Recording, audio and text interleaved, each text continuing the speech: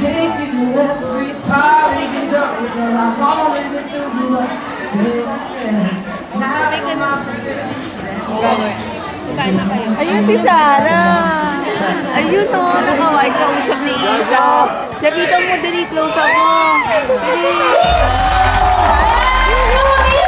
Once again, thank you for the love na binigyan niyo po sa amin today. It's always a good time to perform and hang out with you every single week. Right! We love you here every single week, Sarah. Sayang, anak mo yan. Year of Asasa becomes braver and more daring in welcoming the month of March. Travis, summer is just around the corner. correct.